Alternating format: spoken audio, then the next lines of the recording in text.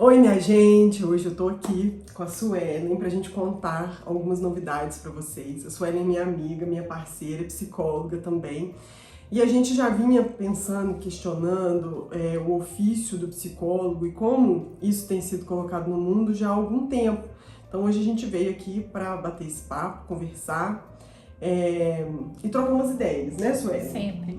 Então, uma das primeiras coisas que a gente queria trazer é que a gente tem percebido tanto que as pessoas têm falado de cuidado com a saúde mental, hoje não tem muito tabu para falar sobre isso, né? Depois da pandemia, não deu mais para a gente evitar esse assunto. No entanto, nem sempre isso tem sido cuidado de uma forma ética, comprometida, né? E levando a sério o que de fato é a questão da saúde mental. Então a gente vê profissionais que fazem um cursinho de um final de semana, ou às vezes até um pouquinho mais, tá, gente? Vamos falar que é só um final de semana, não? Sim. Às vezes faz uma formação aí que dura alguns meses e elas já se acham entendedora da saúde mental sem levar em conta a estrutura do sujeito, questões mesmo de psicodiagnóstico e colocando em risco não só a vida de quem ela está atendendo, mas o risco à própria vida, né? Porque dependendo da estrutura do sujeito que ela estiver atendendo, pode ser um caso de paranoia e ela sofrer perseguição por causa disso. Então a gente tem percebido que, se por um lado as pessoas estão cuidando mais e falando mais de saúde mental, não necessariamente tem sido, né, com o devido rigor ético e técnico com que essa questão precisa ser cuidada, né, Sueli? Sim, exatamente. Então a gente percebe, às vezes até se incomoda, não sei como que é para cada um, né, que tá aí do outro lado, mas se incomoda um pouco assim, desde que a gente se preocupe com esse cuidado com o outro, desde que a gente se preocupe com a ética, que é algo assim que a gente tem, nisso que a gente vai trazer hoje, é um ponto muito crucial para o que a gente vai apresentar aqui hoje. A ética, ela é norteadora da proposta que a gente vem trazer. O compromisso, o comprometimento com a saúde mental das pessoas, com a seriedade que a psicologia enquanto ciência, enquanto profissão, ela requer, né? E não que alguns profissionais que ainda talvez não se atentaram para isso, mas que são da psicologia, se preocupem, a gente precisa olhar para isso de um outro lado, né? A gente entende que a psicologia, ela requer tanto cuidado técnico que a gente aprende, são 5 anos de formação para começar, depois a gente sabe que tem uma vida inteira para a gente trabalhar, né? Então, não dá pra gente comparar isso com uma prática de vou atender a sua questão emocional. Cuidar das emoções é algo muito delicado, né? A gente precisa entender isso. Enquanto psicólogos e enquanto pessoas, né? A gente não tá aqui brincando de dar conselho, né? A gente é profissional e a gente precisa olhar para isso.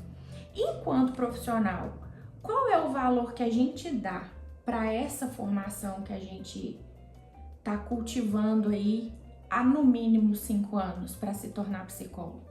Então, assim, isso a gente às vezes não aprende lá no curso de formação, né?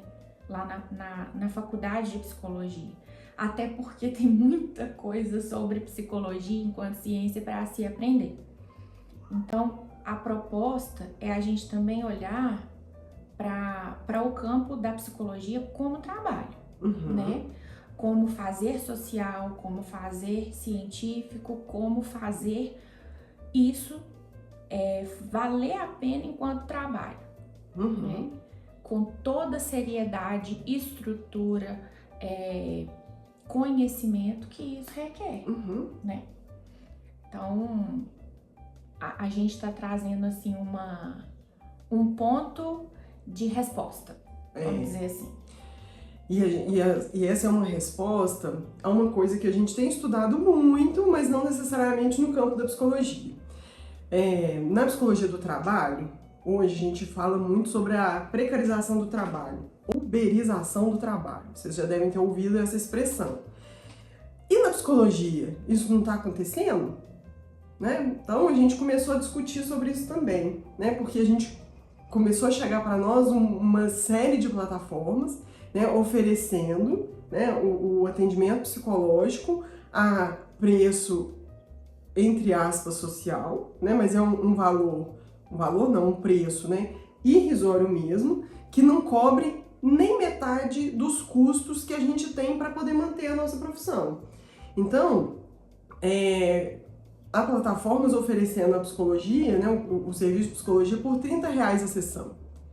Aí a gente se pergunta, como é que ele paga o aluguel da sala? Como é que ele paga a internet? Como é que ele paga análise, supervisão, a formação continuada para sempre? Uhum. Então, R$30 por sessão não cobre esses custos. O que acaba acontecendo? O psicólogo tendo que atender muitas pessoas, né, para poder ter no volume, ele conseguir pagar todos os custos, e isso a gente nem tá falando da vida pessoal, a gente tá falando só dos custos para manter a profissão, Sim.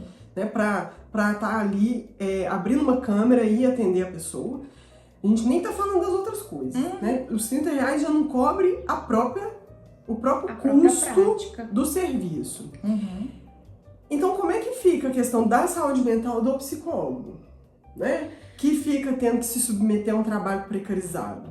Então, a gente acaba vendo que vira uma roda viva aí, uma bola de neve, vira uma bola de neve, nem sei se é uma roda viva, é uma roda de morte mesmo, né? Em que, né, um sujeito com a saúde mental precarizada tendo que cuidar de outro que está com a saúde mental precarizada. Então, isso já estava incomodando a gente muito, né, Sueli?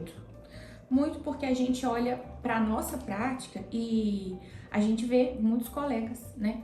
E nós mesmos nos deparamos com isso. Como é que eu vou manter tudo isso desse jeito, né? Com um mercado, eu queria pensar também num ponto de reflexão e voltar para esse ponto da saúde mental do psicólogo. A gente tem que pensar, gente, que não se trata de elitizar a psicologia, não. Culturalmente, nós temos um estigma de sermos uma profissão que estamos aí no assistencialismo, né? Só que uma coisa que a gente precisa discutir, tá até no artigo que a Marina falou sobre a nossa plataforma, a quem cabe esse cuidado a um custo social, né?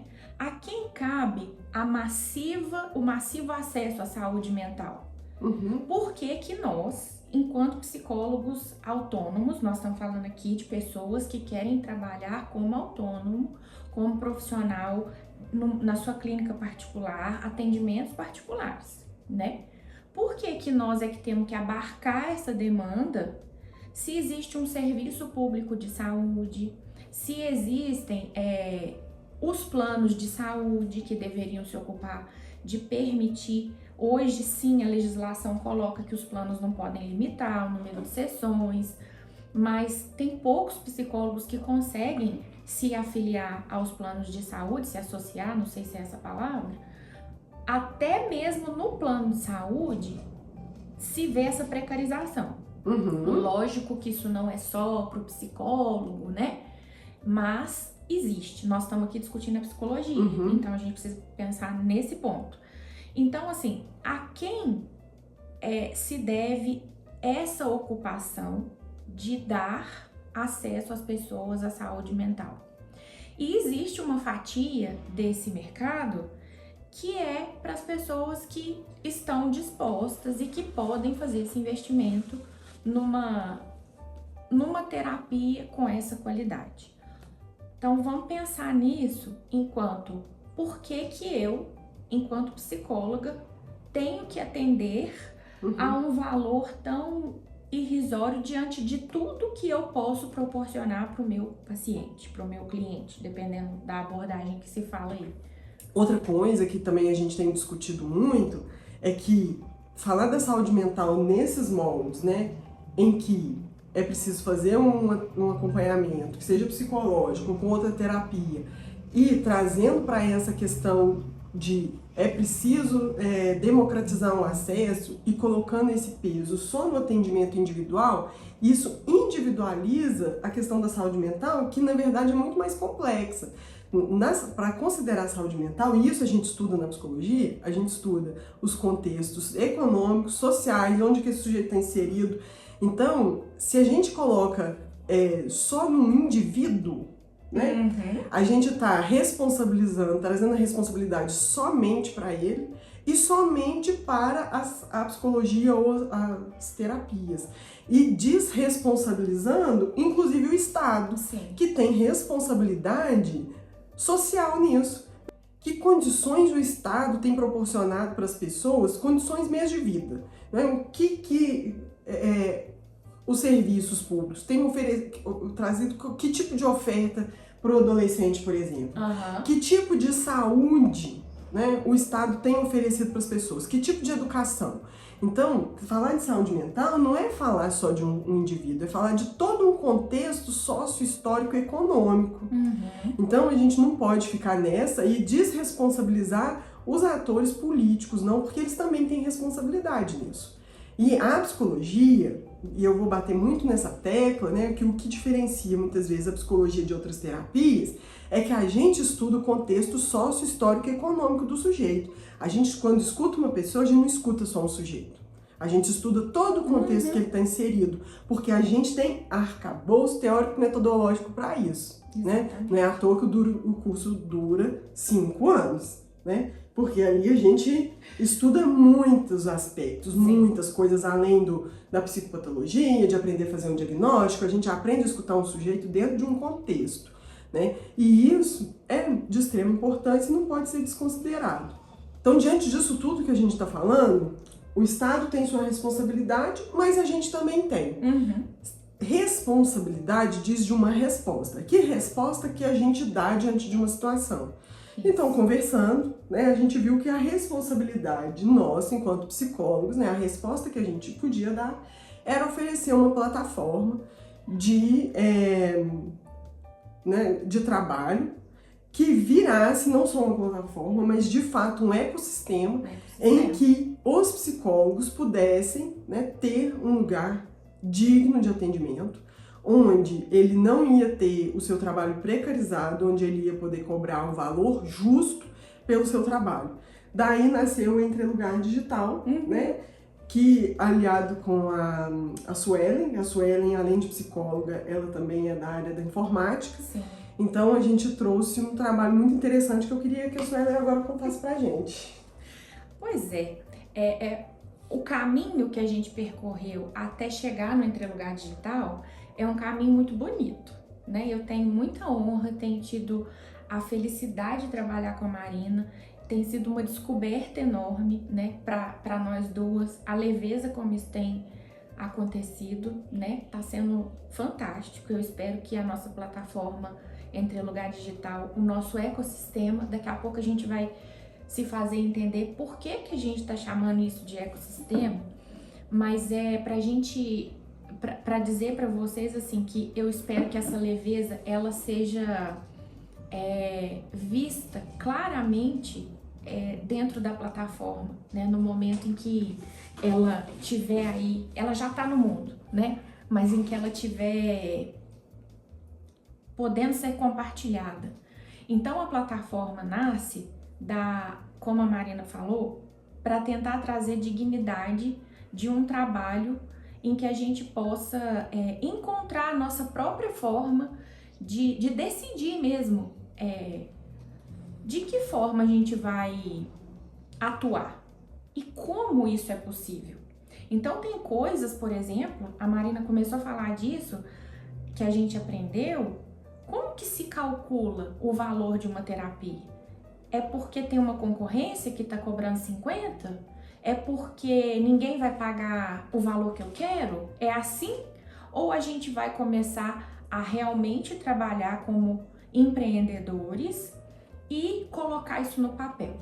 Quais são os meus custos? O que é que eu preciso para eu conseguir atender sem ficar pensando assim, o que eu vou fazer para ganhar dinheiro? Se essa é a função onde a gente precisa tirar o nosso sustento e o sustento da profissão. Então, a gente aliou no Entre Lugar Digital 3 esferas, né? Como a Marina falou, eu tenho uma formação anterior de muitos anos, né? Eu sou bacharel em Sistemas de Informação, com especialização na área, mais de 10 anos de experiência. Depois eu fui me formar psicóloga, já tenho mais de 5 anos de experiência na psicologia também. E desde a faculdade já trabalhava com a clínica. A Marina daqui a pouco vai falar da experiência dela como psicóloga, como psicanalista. E assim, a gente aliou isso, né? Marina também tem um percurso dentro do empreendedorismo que faz eco, faz presença dentro da plataforma. Então, a gente não tá tirando isso da cartola, né? A gente tem propriedade para dizer, a gente tem entender que a gente tem autoridade para dizer do que a gente está dizendo. Então, empreendedorismo, tecnologia e psicologia formam aí uma tríade, né? Importante nesse ecossistema. E por que é um ecossistema, né? Porque a ideia é que ele se alimente, é que ele se sustente através disso que a gente está dizendo, de compreender um mercado empreendedor dentro da psicologia e oferecendo isso para os psicólogos. O nosso público são os psicólogos, somos nós, porque isso nasce de uma necessidade, né? Aqui, ó. De assim, e não são só os meus 5 anos, não, que não é pouco, mas da experiência da minha amiga aqui, que ó, tem chão. Já é quase 20 anos. Conta aí, Marina, esse percurso na psicologia, na psicanálise, no empreendedorismo. Eu amo ser psicóloga, sabe? É uma coisa que, tipo assim, é isso. Eu tenho chegado cada vez mais a essa conclusão, que eu amo esse ofício que eu faço, me traz mesmo muita satisfação. Maravilhoso. Mas, nesse percurso todo, eu fui aprendendo muita coisa. E agora me fez lembrar uma coisa que eu aprendi em 2 momentos, que é a relação nossa, enquanto psicólogo, com o dinheiro. Teve um momento em que eu ouvi de um psicanalista o seguinte: não foi pra mim que ele falou, foi um post, como se ele estivesse falando pra alguém. Você não cobra pela sua sessão, então você quer o que então do seu paciente? Amor? Aquilo já soou como um soco, assim, sabe? Um tapa de luva, né? Eu falei, putz, é mesmo, desculpa. Aí falei, nossa, é mesmo. E aí eu entendi, porque a gente estuda muito, que o dinheiro regula, né, o gozo, né, a satisfação do paciente. Então a gente usa muito a questão do dinheiro para intervir ali no sintoma do paciente. Mas e a satisfação e o gozo do psicólogo, do analista? Então ali eu entendi que o pagamento ele regulava algo do gozo do próprio psicólogo ou analista, né? O que a gente está ganhando ali com a sessão? Então, se o sujeito está te pagando, você não precisa esperar mais nada dele. Ele pode, inclusive, falar mal do você. Tá tudo bem, uma transferência negativa, porque ele já te pagou. Então, você não demanda amor, né? Isso foi um outro momento. E o outro foi uma live da Rita Von Hunt, em que ela fala, né, que mais ou menos assim, né? Que o psicanalista se coloca muito numa posição de alecrim dourado. Todo mundo está submetido ao sistema capitalista, só ele que não. Todo mundo é trabalhador e precisa do dinheiro, precisa trabalhar. Ele não. Então, que lugar é esse que um psicanalista acaba se colocando? Nesse caso, ele estava falando do psicanalista específico, era uma live com um psicanalista, com o Christian Dunker. Mas isso também ressoou pra mim, do tipo assim, né? Então a gente, psicólogo, ficar achando que a gente pode ficar atendendo a R$30, ou que a gente pode ficar atendendo gratuito, ou que a gente não pode falar de dinheiro, coloca a gente numa posição como se a gente tivesse uma posição muito privilegiada do resto da massa. Sim. Como se a gente não fizesse parte desse sistema. Então são essas 2 falas, né, que me impactaram. E agora falando de sistema, no empreendedorismo, que é uma área que eu gosto demais também, eu tenho uma percepção aí das coisas que eu estudo e do modo como eu vejo as coisas funcionando, é que a gente só consegue subverter um sistema de dentro dele. Então, na minha forma de empreender, o que eu tento fazer? É trabalhar com venda? Sim. É trabalhar com o mercado? Sim. É usar essas nomenclaturas? É fazer esses cursos de empreendedorismo? Sim. Mas sempre tentando subverter de dentro. Quando eu trabalho com empreendedores, uma coisa que eu vejo e tento trabalhar com eles é essa subversão de dentro do próprio sistema. É a gente poder ter negócios éticos e sustentáveis, seja na psicologia, no artesanato ou em qualquer outro, em que a gente não precisa nem matar nem morrer. Então, porque me parece que no sistema capitalista, né, ou você mata ou você morre. E a minha aposta é de construir negócios em que a gente nem precisa matar e nem morrer. Né? E quando a gente precariza o trabalho da psicologia, a gente está morrendo enquanto psicólogo. Uhum. Então, por isso que o Entrelugar Digital ele é uma resposta, né, em que eu posso contribuir com a minha questão que eu fui aprendendo enquanto empreendedora. E que eu achava que não era dentro da psicologia. Teve um momento que eu achei que existia a psicóloga e a empreendedora. Até que eu entendi que todos os meus empreendimentos eram a partir do meu lugar de psicóloga. Pois é, mas eu queria fazer um adendo na sua fala, porque eu acho muito interessante isso que você está dizendo, que é uma realidade, né? Quantas vezes que nós, enquanto psicólogos, não ficamos pensando assim, o que eu vou fazer para eu ganhar o meu sustento? Porque a clínica não está dando, né? O meu lugar de psicólogo, que é maravilhoso, a psicologia clínica é fantástica, né? Você está ali no atendimento do paciente, isso é de uma riqueza não só profissional, mas pessoal também, assim, maravilhosa, né? Então, a gente se vê enquanto profissional nesse dilema, né?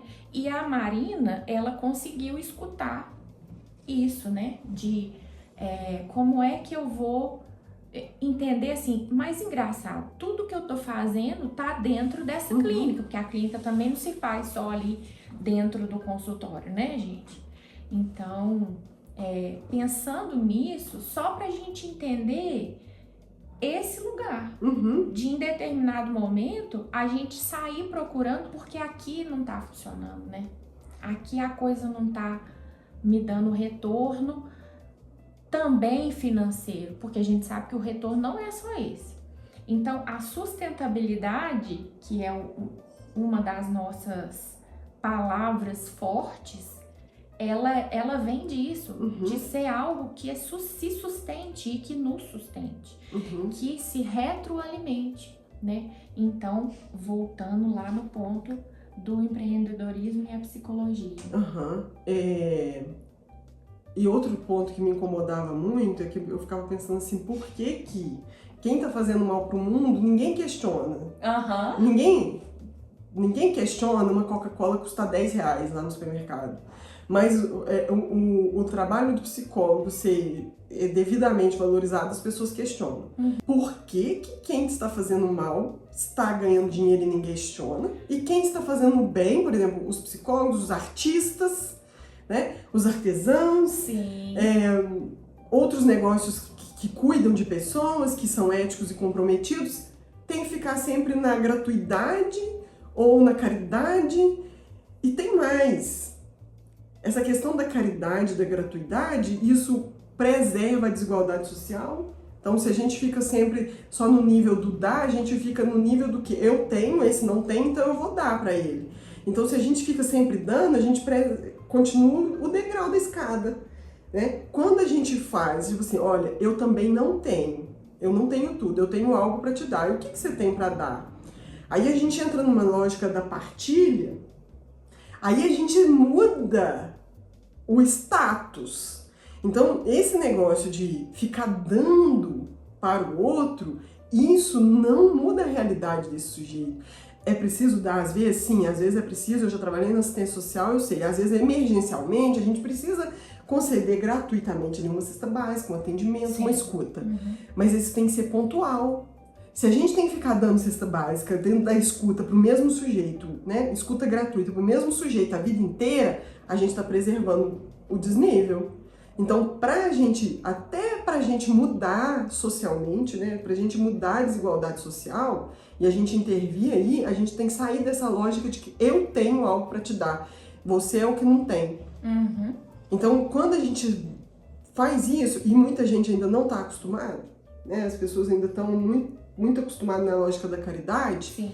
e vê a gente com maus olhos, isso aconteceu com outros projetos que a gente teve aqui durante a pandemia, que não foi, a gente não ficou na lógica de vamos te dar, a gente trabalhou com alguns coletivos no sentido de a sua renda acabou nesse momento, qual renda que você vai poder encontrar agora? Uhum. Então, a lógica do Entre Lugar foi trabalhar com essas pessoas no nível de o que você vai fazer com isso agora? Ou seja, de igual para igual. Não foi tipo assim, olha, eu vou te dar uma cesta básica aqui porque você está sofrendo, não. Então, é isso que eu chamo de subverter de dentro. Então, se a gente pressupõe que, olha, eu preciso receber pelo meu trabalho, eu saio desse lugar de alecrim dourado. Então, a gente precisa, inclusive, romper com isso, que é esse lugar de que a gente tá fora da massa. Sempre pode. Sempre pode dar, porque essa lógica preserva as pessoas nesse lugar de precariedade que elas estão.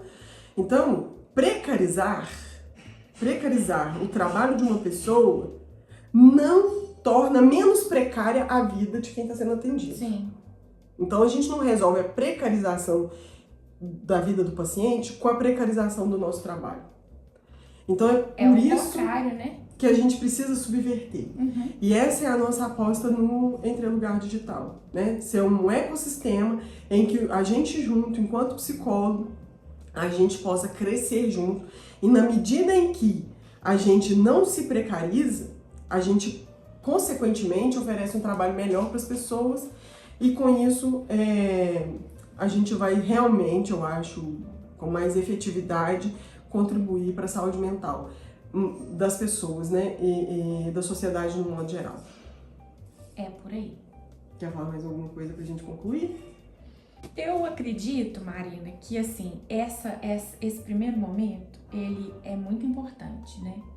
Porque o Entre Lugar já tem um trabalho grande nesse sentido, né? De dar voz a esse trabalho que precisa ser visto em várias vertentes, né? Na arte, na música, na costura, no bordado, no crochê, que eu acho que tem tudo a ver isso tudo com psicologia, né?